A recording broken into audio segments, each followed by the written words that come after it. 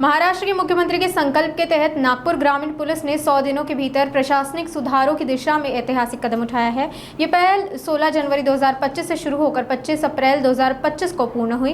पारदर्शिता, जवाबदेही और तकनीकी उन्नयन इसका उद्देश्य था। मुख्यमंत्री महाराष्ट्र राज्य माननीय नामदार श्री देवेंद्रजी फडणवीस सरांच्या संकल्पनेतून प्रशासनाला गतिमानता देण्यासाठी क्षेत्रीय कार्यालयांसाठी 100 दिवसांचा कृती आराखडा हा उपक्रम संपूर्ण राज्यातील सर्व शासकीय विभागांना देण्यात आला होता। 7 जानेवारी 2025 पासून या उपक्रमाची सुरुवात झाली आणि 50 दिवस पूर्ण झाल्यानंतर एक मिड टर्म आढावा सुद्धा या निमित्ताने झालेला होता आणि 16 एप्रिल पर्यंत हा 100 दिवसांचा जो काही उपक्रम होता तो संपूर्ण राज्यामध्ये राबवण्यात आलेला आहे।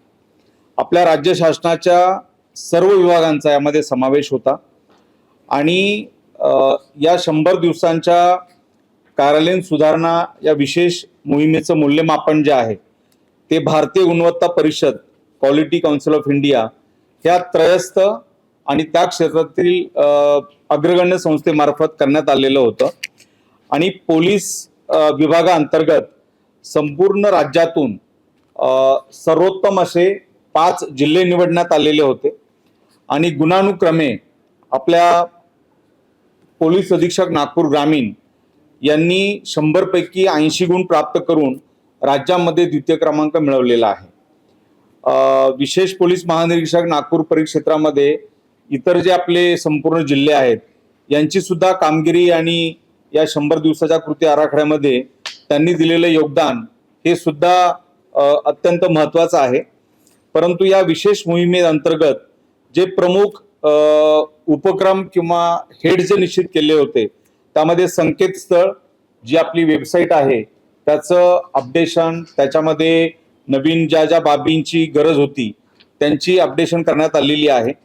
केंद्र शासनाशी सुसंवाद या अंतर्गत ज्या काही केंद्र शासनाच्या योजना आहेत त्यामध्ये राज्य शासन म्हणून, राज्य शासन विभाग म्हणून आपलं त्यामधला सहभाग, तिसरा स्वच्छता, तक्रार निवारण, कार्यालयीन सोयी सुविधा, कामकाजातील सुधारणा, अधिकारी कर्मचाऱ्यांचं प्रशिक्षण, सेवा विषयक बाबी आणि आपल्या नागपूर ग्रामीण जिल्ह्याला भूषणावं म्हणता येईल असा जो मार्वलचा प्रोजेक्ट आपण राबवतो आहे आणि आपले पोलीस अधीक्षक नागपूर ग्रामीण हे त्या मार्वेल प्रकल्पाचे ज्याला सीओ म्हणू आपण, मुख्य कार्यकारी अधिकारी म्हणून ते काम करतायत। तर या मूल्यमापनामध्ये जो कृत्रिम बुद्धिमत्तेचा वापर करून आपली जी ट्रॅडिशनल किंवा जी पोलीस ट्रेड क्राफ्ट मधली जे प्रोफेशनल पोलिसिंग आहे तो वापर काय काय केलेला आहे याचा सुद्धा असेसमेंट मध्ये, मूल्यमापनामध्ये समावेश करण्यात आलेला आहे। विशेषतः आर्थिक आणि औद्योगिक जी गुंतवणूक आहे याला प्रोत्साहन देणं किंवा या गुंतवणुकीसाठी एक आश्वासक असं वातावरण तयार करणं हा सुद्धा मुद्दा घेण्यात आलेला होता आणि नाविन्यपूर्ण उपक्रमामध्ये सुकर जीवनमान या हेड खाली सुद्धा बऱ्याच बाबींवर काम करण्यात आलेलं आहे आणि आपल्या कार्यालयाचं जे व्यवस्थापन आहे याच्यामध्ये काय काय सुधारणा, काय काय इम्प्रूव्हमेंट्स आपण करतो आहे याच्या अनुषंगाने हा उपक्रम राबवण्यात आलेला होता आणि मला मनापासून आनंद आहे, अभिमान आहे की नागपूर ग्रामीण पोलीस दलाने सर्व अधिकारी, सर्व कर्मचाऱ्यांनी या उपक्रमामध्ये अत्यंत चांगलं योगदान दिलेलं आहे। प्रत्येक बाब चांगली समजून घेतलेली आहे आणि ज्या त्रयस्थ यंत्रणेमार्फत जे मूल्यमापन झालेलं आहे त्या असेसमेंटमध्ये राज्यामध्ये 2रा क्रमांक मिळवून त्यांनी दैदिप्यमान अशी कामगिरी केलेली आहे। त्याबद्दल मी नागपूर ग्रामीण जिल्हा पोलीस दलाचे पोलीस अधीक्षक, अपर पोलीस अधीक्षक, सर्व उपविभाग पोलीस अधिकारी, सर्व पोस्टे प्रभारी अधिकारी आणि आमचे सर्व अंमलदार यांचं मनापासून अभिनंदन करतो। राज्यामध्ये द्वितीय क्रमांक मिळाला हे जे रिकॉग्निशन आहे हे पुढील अधिक चांगल्या कामासाठी सुद्धा एक प्रोत्साहन किंवा एक मोटिवेशन म्हणून नक्कीच काम करेल। मी आवर्जून सांगेल हे जे नाविन्यपूर्ण उपक्रम आहे याच्यामध्ये आर्टिफिशियल इंटेलिजन्स मध्ये वेगवेगळ्या पद्धतीने कामाला सुरुवात झालेली आहे आणि विदर्भामध्ये म्हणू, पूर्व विदर्भामध्ये म्हणून नागपूर जिल्ह्याने त्यामध्ये चांगली कामगिरी बजावलेली आहे. याच डिजिटल युगाचा आधार घेत आम्ही ई दरबार ही संकल्पना सुद्धा रेंजमध्ये सुरू केलेली आहे आणि भंडारा जिल्ह्याने हा पायलट प्रोजेक्ट सुरू केलेला होता आणि त्याला फिक्की मार्फत राष्ट्रीय स्तरावर सुद्धा एक चांगलं रेकग्निशन मिळालेलं आहे. SP भंडारा हे दिल्लीला पारितोषिक स्वीकारण्यासाठी गेलेले होते. तर या निमित्ताने ज्या आधुनिक युगामध्ये ज्या प्रमुख बाबी आहेत त्यांचा वापर करून आपल्या प्रशासनाला गतिमान करणं, त्याच्यामध्ये गुणवत्ता प्रस्थापित करणं आणि आपल्याला आठवत असेल पूर्वी 20 कलमी कार्यक्रम होता, त्यामध्ये 1 ते 19 कलम वेगवेगळ्या मुद्द्यांबद्दलची होती. विकासात्मक प्रशासन, डेव्हलपमेंट ऍडमिनिस्ट्रेशन याबद्दलची होती. पण जे 20वं कलम जे होतं ते सर्वात महत्वाचं होतं, ते होतं जबाबदार प्रशासन, रिस्पॉन्सिव्ह ऍडमिनिस्ट्रेशन असा संकल्प त्यामध्ये करण्यात आलेला होता. आणि आपल्या सर्वांना कल्पना आहे, आपण या क्षेत्रामध्ये अनेक वर्ष काम करत आहात. पोलीस विभाग किंवा पोलीस कार्यप्रणाली जबाबदार तर आहेच, पण ती अधिक संवेदनशील असली पाहिजे, ती अधिक उत्तरदायी असली पाहिजे. कारण लोकांचं दुःख, वेदना दूर करण्याच्या कामामध्ये पोलीस कार्यप्रणाली काम करते आणि हे काम करताना आमची संपूर्ण टीम ही सेन्सिटिव्ह पाहिजे, रिस्पॉन्सिव्ह पाहिजे आणि पुढे चालून अकाउंटेबल राहिली पाहिजे. ही भूमिका या निमित्ताने मी अभिव्यक्त करतो. सर्वांना प्रेस नोट दिलेली आहे. दुसऱ्या एका महत्वाच्या मीटिंगलाही मला जायचं आहे, तर आपले काही प्रश्न असतील तर मी पटकन आपण घेऊयात. यामध्ये पोलिसांच्या काम जो काय आहे तो कामकाजामध्ये तो काम कसा दूर करावा याचा समावेश नव्हता काय?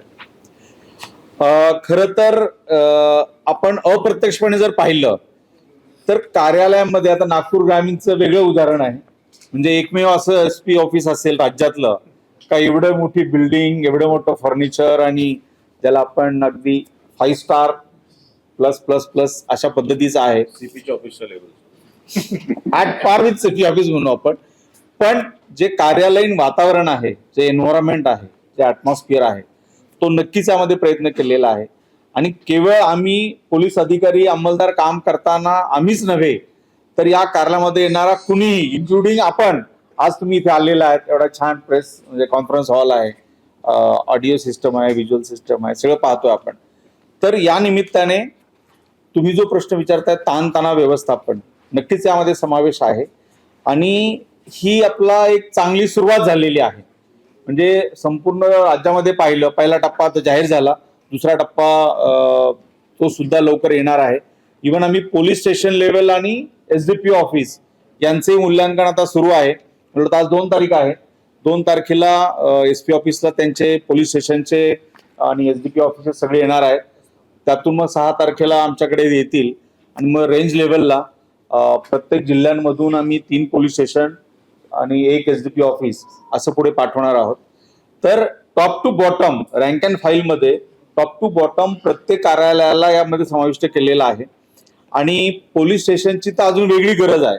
तिथल्या इमारती, प्रशासकीय इमारती, तिथली सोयी सुविधा, आमचा मुद्देमाल, तिथली वाहनं, तिथला अपघातग्रस्त वाहनं, बेवारस वाहनं, अनेक चॅलेंजेस आहेत.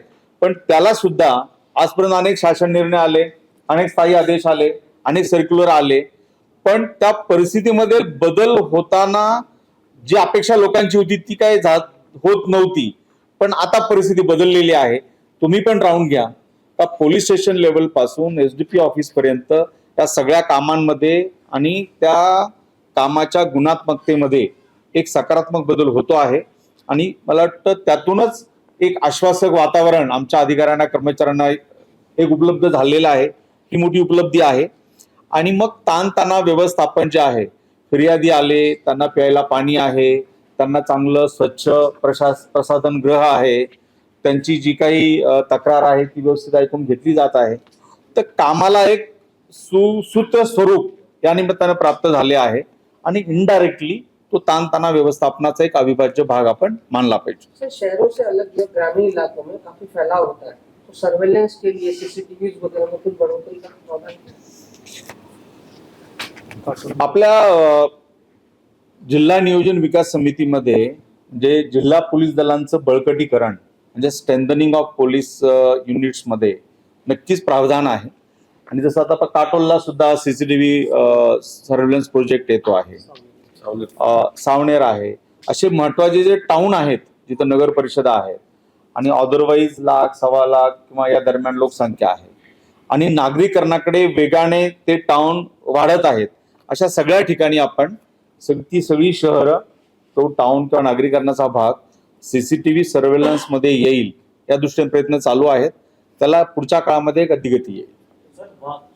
याच्यासारखी नंबर प्लेटला घेऊन जर वाहने चोरी जात असतील ग्रामीणमध्ये, तर हाय सिक्युरिटी रजिस्ट्रेशन प्लेटचा किती फायदा झाला 19 नंतर? किती वाहने आपण हस्तगत केल्या याच्यासारखी नंबर प्लेट? आता रेग्युलर संख्यात्मक माहिती सांगता येणार नाही, पण ॲज अ पॉलिसी म्हणून जी केंद्र शासनाने आपल्याला सगळ्याच राज्यांना जो प्रोग्राम दिलेला आहे त्या अंतर्गत पुढे चालून आपल्याला याचं सूक्ष्म नियोजन करता येईल. आणि अशी वाहनं, जसं आता वाहन पोर्टलवर आपल्याला सगळी माहिती मिळते, तुमचं रजिस्ट्रेशन नंबर, तुमचा model, chassis number, engine number, याद्वारे चोरीस गेलेली वाहनं आपण डिटेक्ट करू शकतो. आता चोरांच्या मोडस ऑपरेंडी जर आपण पाहिल्या तर 2 तासामध्ये सगळं बदलतात. तुमचं तो रंग बदलतात, त्यातले याचं इंजिन त्याला लावतात, त्याचं याला लावतात, अनेक बाबी करतात. पण या ज्या डिजिटल ओरिएंटेड ज्या स्कीम आहेत चा उद्देशच हा आहे, त्यांनी काही जरी केलं तरी आपल्याला चोरीचं वाहन पकडता आलं पाहिजे, शीघ्रतेने करता आलं पाहिजे, हाच त्याचा उद्देश आहे. त्याची डिटेल आम्ही घेऊन आपल्याला नक्की शेअर करू. 2019च्या आधी या हाय सिक्युरिटी रजिस्ट्रेशन नंबर प्लेट्स नव्हत्या, आता 19 नंतर आल्या.